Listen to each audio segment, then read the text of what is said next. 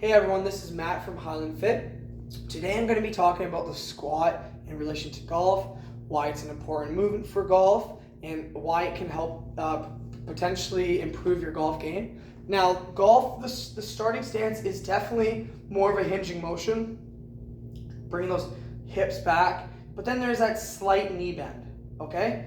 And then as we start our swing, you do see a lot of people who argue that you start coming down, and then explode up to help generate power, okay? The squat can definitely help with all of this. The squat now is a knee-dominant exercise, so it's not a hip-dominant exercise, it's a knee-dominant exercise. It's one of the fundamental movements that you need to learn in the gym, and it's one of the best exercises that are gonna help you generate power, control, stability, mobility. It really does it all for you. And golf is such a lower body sport, right? It's just like any sport where we're trying to generate maximum amount of power, okay? It's the legs that are gonna be one of the most important elements in that swing or in that movement, right? Having strong legs, okay? So how do we do the squat?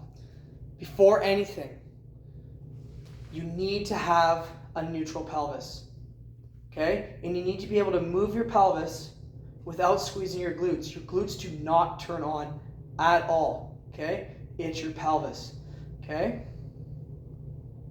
You need to be able to go into flexion and extension.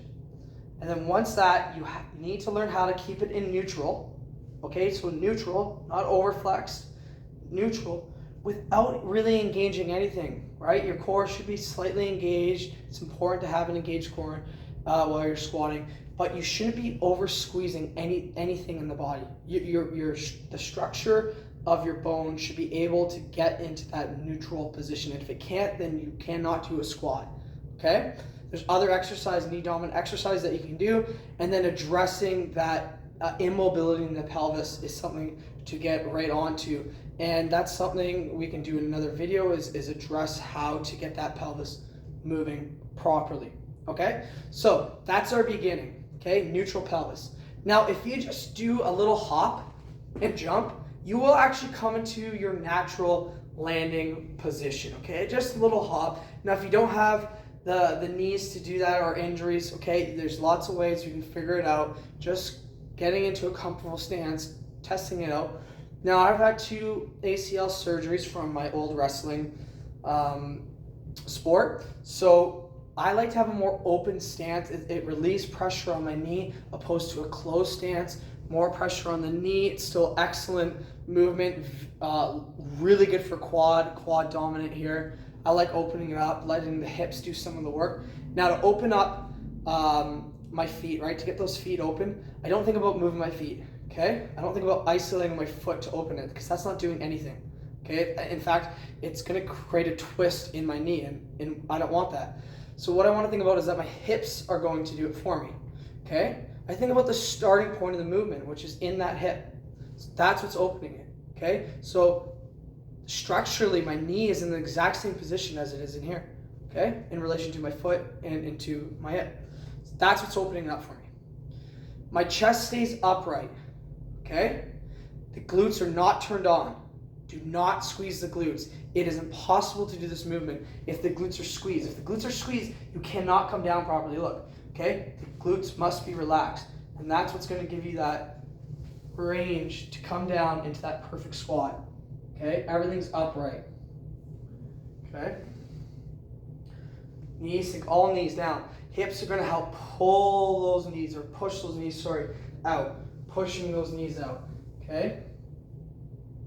Chest is upright. I'm not like this, right? Chest is upright. And really, even the more upright you can get, the better. And then hips, knees go back, hips come forward. Back to that starting position. Now, some people who have range of motions issues or just anatomically do not have the structure to perform the squat properly, you'll sometimes see them on stilts, relieves tension on the ankle and offers space for you to get down. So that's okay if you do have some sort of anatomical issue where you just can't do the squat, right? But there's also so many other movements that you can do where you can avoid doing the squat and get the same benefit, okay? I'm not a fan of using these if you have ankle mobility issues. Golf is a ton of ankle mobility. So if you're not addressing that issue, right, you're just offering a chance to get injured. It's very likely to happen, okay? Especially if you're trying to force yourself with those knees bent without that ankle mobility. And if you think about the swing, how much ankle is involved in the swing and the rotation, and it's a lot. So I do not agree with using these, okay? But if you do have to, it's okay to use them. But in another video, I know I say this a lot, we will address some exercises, some movements that will help with ankle mobility, okay? So try out the squat. If you want to try out a goblet squat is good. Back squat fundamentally is not a good exercise.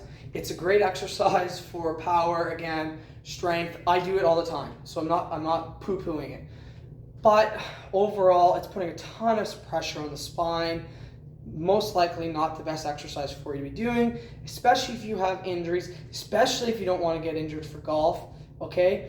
But definitely if you're with a trainer, if you're with a professional, it is an exercise that you can lean into. So, you know, I'm not saying it's a bad exercise. I'm just saying that it does increase the likelihood of an injury, and it's especially not good for how much it compresses the spine, okay? However, goblet squat is great. Putting the weight forward, okay, will help you get lower, helps you activate the core because it's pulling you forward, right? It's kind of giving you an anchor that's going to help you get lower as well.